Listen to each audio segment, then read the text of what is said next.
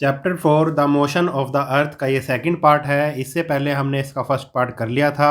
सभी पार्ट्स आपको इसी वीडियो की डिस्क्रिप्शन में और प्लेलिस्ट में मिल जाएंगे। डियर स्टूडेंट, चैनल पर math, Hindi, science, social science और संस्कृत सभी सब्जेक्ट के वीडियो अवेलेबल हैं। अगर आप सभी वीडियोस देखना चाहते हो तो एक बार प्लेलिस्ट को ज़रूर चेक करें। तो सेकंड पार्ट हम यहाँ से शुरू कर रहे हैं, रेवोल्यूशन ऑफ द अर्थ। और इस पार्ट को करने से पहले आपने जो हमने लेसन नंबर 3 किया था, लोकेटिंग प्लेसेस ऑन द अर्थ, ये ज़रूर कर लेना है। जैसे कि इसमें हमने लैटिट्यूड के बारे में पढ़ा था और ये हमारे जो हीट जोन्स थे इसके बारे में पढ़ा था। Tropic of Cancer, tropic of Capricorn, Arctic circle, Antarctic circle, ये आपको पता होना चाहिए कि क्या होते हैं। इक्वेटर क्या होती है, ठीक है, इसको आपने अच्छे से देख लेना है। हीट जोन्स में भी आपने देख लेना है कि भाई आर्कटिक सर्कल क्या है, एंटार्क्टिक सर्कल क्या है, ट्रॉपिक ऑफ कैप्रिकॉर्न, ठीक है, टोरिड, ये सभी आपने एक बारी देख लेना है ताकि आपको ये जो पार्ट है जो हम सेकंड पार्ट कर रहे हैं ये आपको अच्छे से समझ में आ जाए। तो शुरू करते हैं part number 2, revolution of the earth. We already know that the earth completes the one revolution around the sun in an elliptical orbit in 1 year।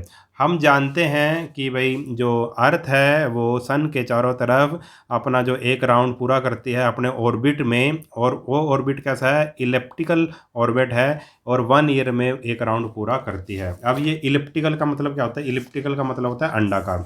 जैसे मान लो ये सन है, ठीक है, और अर्थ कैसे उसके चारों तरफ लगा रही है भाई, इलिप्टिकल ऑर्बिट कैसा है, इलिप्टिकल है, अंडाकार है, अंडे की शेप का है, ठीक है, ये थोड़ा सा ठीक नहीं बना, ठीक है, अंडे की शेप का है, ना कि सर्कल है। सर्कल में तो बिल्कुल ऐसे गोल हो जाएगा, बिल्कुल इस तरह का हो जाएगा। मान लो ये सन है और ये अर्थ ऐसे चक्कर लगा रही, तो ये तो सर्कुलर ऑर्बिट हो गया। मगर सर्कुलर ऑर्बिट नहीं है, सर्कल जैसा नहीं है, ये कैसा है, ये है अंडे जैसा, अंडाकार, यानी कि इलिप्टिकल ऑर्बिट है ये, ठीक है। तो इलिप्टिकल ये जो रास्ता है जो चक्कर लगा रही है अर्थ सन के चारों तरफ, ये कैसा ऑर्बिट है, इलिप्टिकल ऑर्बिट है। To be specific, the earth complete one revolution in 365 days and about 6 our.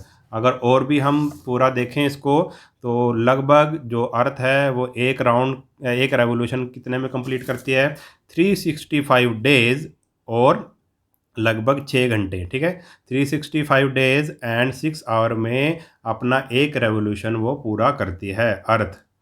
For our convenience we consider 365 days in a year, ठीक है।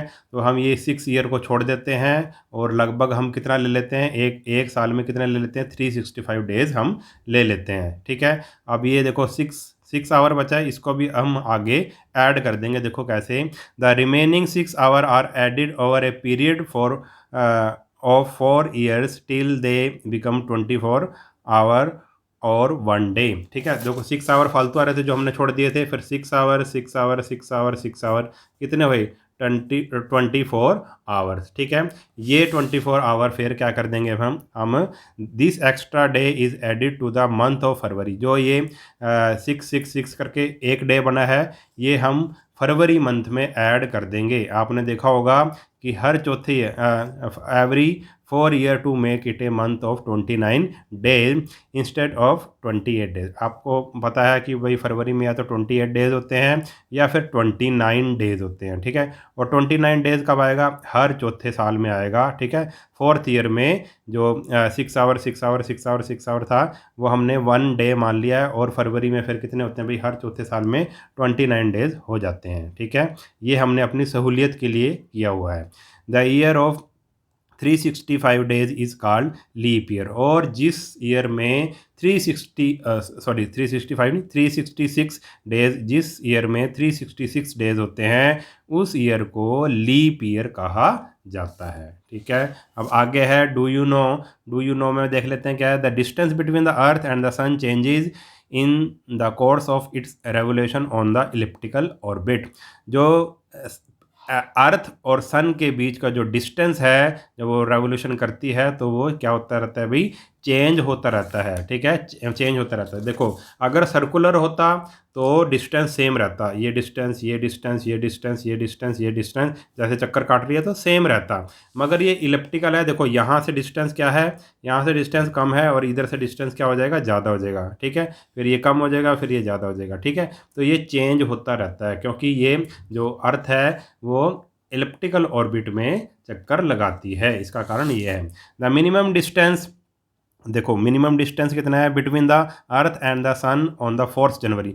4 जनवरी को जो अर्थ और सन के बीच का जो डिस्टेंस होता है वो सबसे कम होता है, और कितना डिस्टेंस है वो 147.5 मिलियन किलोमीटर। और 4 जुलाई को अर्थ और सन के बीच का जो डिस्टेंस होता है वो सबसे ज़्यादा होता है, वो कितना है भाई, 152.6 मिलियन किलोमीटर। आगे है हमारे पास revolution of the earth and the season. जो रेवोल्यूशन होता है अर्थ का उसके कारण ही सीजन्स चेंज होते हैं, इसके बारे में हम डिटेल से अब पढ़ेंगे। We know that rotation and revolution of the earth are very essential for causing day and night and occurrence of various season. हमें पता है, हम जानते हैं कि भी जो रोटेशन और रेवोल्यूशन जो अर्थ का है वो बहुत ही इम्पोर्टेंट है। किसके लिए? रोटेशन के कारण क्या होता है, डे और नाइट बनते हैं, और जो अर्थ रेवोल्यूशन करती है उसके कारण सीजन आते हैं अलग अलग। Let us find out the phenomena of varying length of a day and night and the occurrence of different seasons on the earth with the help of a diagram. अब हम इसको समझेंगे कि ये फिनोमिना क्या है, कि जो लेंथ, जो डे की जो लेंथ है वो कभी कम हो जाती है, कभी ज़्यादा हो जाती है, वेरी करती है, ठीक है, डे की या नाइट की। और जो अलग अलग जो सीजन आते हैं साल में उसके बारे में हम डिटेल से अब इसको पढ़ेंगे, इसका डायग्राम भी हम देखेंगे। देखो ये डायग्राम दिया हुआ है, अब इस डायग्राम से हम एक एक पॉइंट को समझेंगे, ठीक है। तो यहाँ से हम शुरू कर रहे हैं डायग्राम, ठीक है, यहाँ से शुरू करके ऐसे घूम के यहाँ तक आएंगे और सारा डिटेल में पढ़ेंगे। The above diagram shows the path of the earth revolution and the 4 position of the earth on a particular dates, ठीक है, ये हमें दे रखा है। और ये जो डायग्राम में अर्थ का रेवोल्यूशन बता रखी है, एंड द 4 पोजीशन, और 4 पोजीशन बता रखी हैं अर्थ की, और की पर्टिकुलर डेट में, कि भाई इस डेट में अर्थ की पोजीशन में क्या होगा, इस डेट पे क्या होगा, इस डेट पे क्या होगा, इस डेट पे क्या होगा, ठीक है। 4 हमें डेट्स बता रखी हैं, 4 पोजीशन बता रखी हैं इस डायग्राम में। The position indicate the 4 season, और मतलब जो पोजीशन है वो 4 सीजन्स को बता रही हैं, and their changes one after the other form a cycle of season, और एक सीजन के बाद दूसरा सीजन आता है, इसी तरह से सीजन का जो है वो साइकिल वो चलता रहता है। तो सबसे पहले हम इस पोजीशन की बात करेंगे कि 21 जून को इस पोजीशन में क्या होता है। जब अर्थ इस पोजीशन में होती है, इस मतलब ऑर्बिट में अपने यहाँ पे होती है 21 जून को, तो क्या होता है इसके बारे में हम अब डिटेल से पढ़ते हैं। तो पोजीशन ऑन 21 जून में पोजीशन में क्या होता है, when the revolving earth reaches this position, जब घूमती हुई जो पृथ्वी है इस पोजीशन पर पहुंचती है, the northern hemisphere is inclined toward the sun and the southern hemisphere is away from the sun. जो नॉर्दर्न हेमिस्फीयर होता है वो सूरज की तरफ झुक जाता है, और जो सदर्न हेमिस्फीयर है वो सूरज से दूर हो जाता है, ठीक है। देखो जो नॉर्दर्न हेमिस्फीयर है, ये नॉर्दर्न हेमिस्फीयर है, ये सूरज की तरफ हो जाता है, यानी यहाँ पर क्या होगा भाई, यहाँ पर धूप पड़ेगी, यानी कि यहाँ पे आप कह सकते हैं यहाँ पे दिन होगा, यानी दिन बड़े होंगे और रातें छोटी होंगी, ठीक है। और दूसरी तरफ इसका उल्टा होगा, ठीक है। ये क्या है, 21 जून की पोजीशन है। देखो आगे पढ़ते हैं कि क्या क्या होगा। The rays of the sun are vertical at the tropic of Cancer, और जो रेज ऑफ सन है वो वर्टिकल होंगी, बिल्कुल सीधी होंगी ट्रॉपिक ऑफ कैंसर पर। The larger portion of the northern hemisphere faces the sun, और नॉर्दर्न हेमिस्फीयर का जो बड़ा पार्ट है उसमें क्या भाई, फेसिस द सन, सन की तरफ होगा वो। As the lit part of the hemisphere is more than the half, और the length of the day is more than night, क्योंकि जो लिट पार्ट यानी कि जो जहाँ पे सूरज चमकेगा वो वाला पार्ट, मतलब रोशनी वाला पार्ट क्या है भाई, ये जो हेमिस्फीयर का मतलब जो आधा स्फीयर हम कहें उसमें ज़्यादा है, आधे स्फीयर जो हमारा है उसका मतलब आधे पार्ट से ज़्यादा पे मतलब रोशनी ज़्यादा पड़ेगी। इसलिए क्या होगा भाई, जो दिन है वो बड़े होंगे और रातें छोटी होंगी, यानी कि गर्मियों की बात हो रही है। The duration of the day increases toward the north pole, और जैसे जैसे हम नॉर्थ पोल की तरफ जाएंगे दिन बड़े होते चले जाएंगे। The Arctic circle faces the sun for 24 hours. ठीक है, अब आर्कटिक सर्कल आ गया। मैंने आपको इस मतलब ये वीडियो शुरू होने से पहले ही आपको बता दिया था कि आप थर्ड लेसन जरूर कर लेना ताकि आपको ये सारी चीज़ें पता हों। आर्कटिक सर्कल है, उसमें 24 आवर ही सन की रेज आएंगी। The region around the north pole faces the sun for a period of about 6 month, और जो नॉर्थ पोल का जो रीजन है वहाँ पर 6 महीने तक क्या रहेगा भाई, दिन ही रहेगा। ठीक है, मतलब 6 महीने तक रोशनी रहेगी, वहाँ रात होगी ही नहीं। As the sun rays are more vertical and have longer duration, the northern hemisphere receives more heat, therefore it is summer season here. As the sun, जैसी सन रेज ज़्यादा सीधी हो जाएंगी, मतलब सीधी पड़ेंगी, तो दिन और भी हैव लॉन्गर ड्यूरेशन, और दिन क्या हो जाएगा हेमिस्फीयर में, मतलब हेमिस्फीयर में बहुत ज़्यादा हीट पड़ेगी सूरज की, और जो दिन है वो क्या हो जाएगा, बहुत बड़ा हो जाएगा। और इसको हम, इस सीज़न को हम क्या बोल देंगे भाई, समर सीजन कह देंगे, गर्मियों का सीज़न कह देंगे कि भाई नॉर्दर्न हेमिस्फीयर में गर्मियों का सीज़न होगा।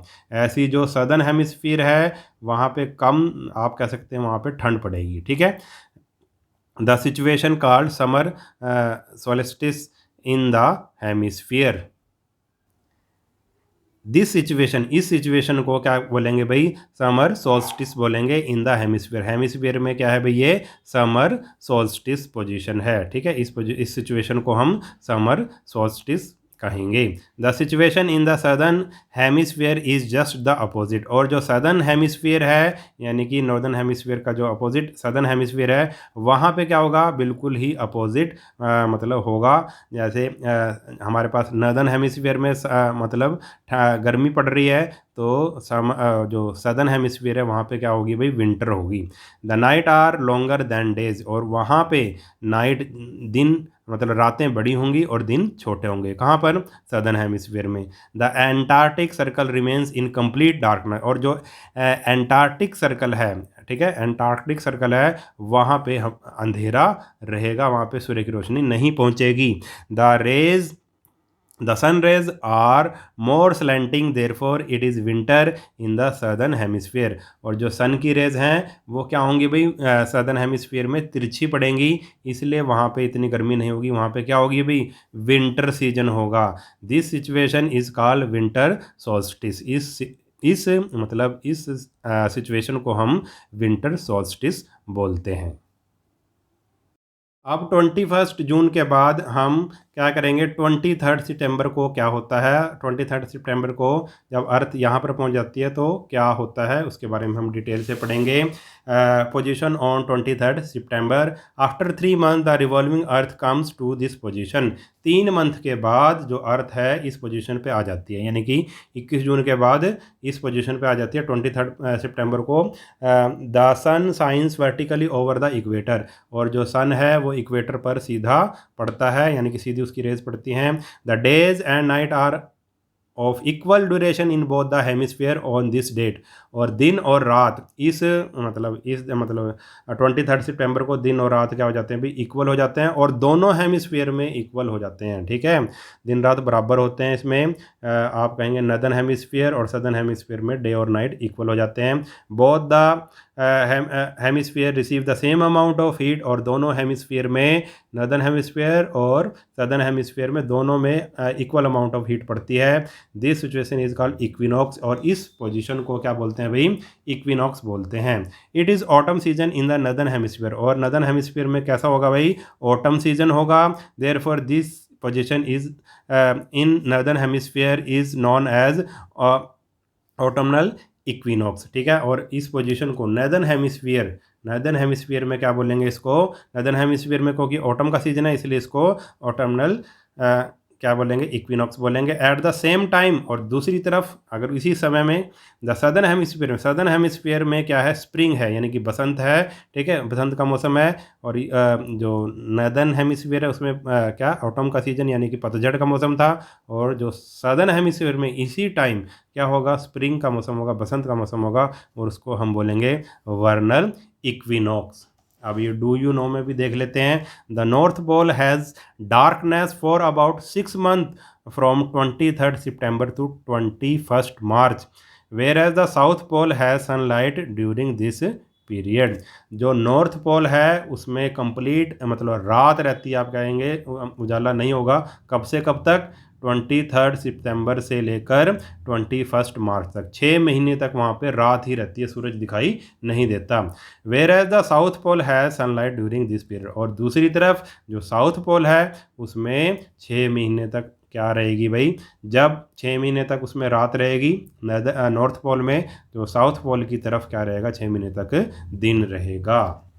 अब पोजीशन ऑफ 22 दिसंबर, अब यहाँ पे आ गया अर्थ। अब पोजीशन देखेंगे हम इस पोजीशन पे क्या होता है।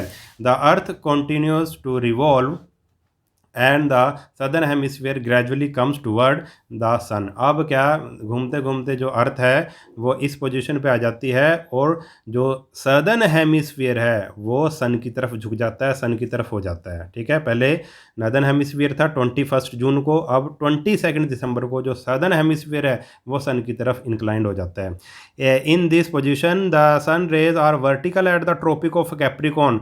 इस पोजीशन में जो सन की रेज हैं वो ट्रॉपिक ऑफ कैप्रिकॉन पर वर्टिकल सीधी पड़ती हैं। The length of the day increases toward the south pole and the night become shorter. और जो डे की जो लेंथ है, जैसे जैसे हम साउथ पोल की तरफ जाएंगे डे बढ़ता जाएगा, दिन लंबा होता चला जाएगा, रातें छोटी होती चली जाएंगी। ठीक है, and night become shorter. It is summer in the southern hemisphere, और जो सदर्न हेमिस्फीयर में इस टाइम क्या होगी भाई, समर होगी, गर्मियों का मौसम होगा।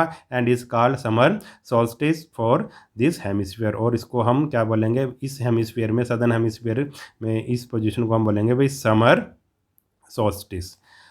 अपोजिट टू इट, और दूसरी तरफ नदर्न हेमिस्फीयर में क्या हो रहा होगा इस टाइम 22 दिसंबर को, the northern hemisphere this situation is away from the sun, और जो नदर्न हेमिस्फीयर है वो सन से अवे होगा, दूर होगा। The days are shorter and then night, और जो डेज़ हैं वो छोटे होंगे और नाइट क्या होंगी, बड़ी होंगी। The sun rays are more slanting, और जो सन की रेज हैं वो स्लैंटिंग होंगी, तिरछी होंगी, सीधी नहीं पड़ेंगी। तो तिरछी होंगी तो इतनी गर्मी नहीं होगी, यानी कि उधर ठंड होगी। It is winter in the hemisphere, इस टाइम जो नॉर्दर्न हेमिस्फीयर है वहाँ पर क्या होगी, सर्दियाँ होगी, विंटर का मौसम होगा। This position in the northern hemisphere is called winter solstice, और इस पोजीशन को क्या बोलेंगे, नॉर्दर्न हेमिस्फीयर में इस पोजीशन को विंटर सोल्स्टिस बोलेंगे। अब आगे भाई लास्ट पोजीशन, ये वाली पोजीशन, इस पे क्या होगा, ये है भाई मार्च 21 को क्या होगा। तो पोजीशन ऑन 21 मार्च, ठीक है, इसको हम डिटेल से अब पढ़ लेते हैं। The earth continues to move further and comes to this position after 3 month. 3 month के बाद, यानी कि 22 दिसंबर के 3 मंथ के बाद क्या होगा, इस पोजीशन पे अर्थ आएगी।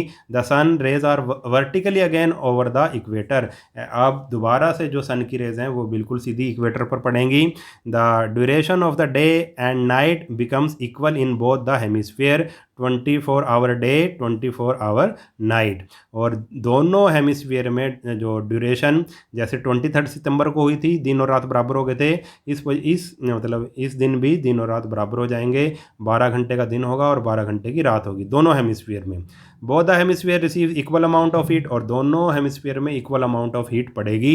It is spring in the northern hemisphere and is called वर्नल equinox. और नॉर्दर्न हेमिस्फीयर में क्या होगा भाई, स्प्रिंग होगी, बसंत होगी, और इसको हम बोलेंगे vernal equinox. At the same time southern hemisphere experiences autumn season and is called autumnal equinox. और इसी समय क्या होगा भाई, सदर्न हेमिस्फीयर में क्या होगा, ऑटम का सीजन होगा, और इसको ऑटमनल इक्विनॉक्स बोलेंगे। दस the cycle of the season continuously goes on year after year. इस तरह से हर साल जो सीजन है, मौसम है, वो क्या होता रहता है भाई, बदलता, लगातार बदलता रहता है।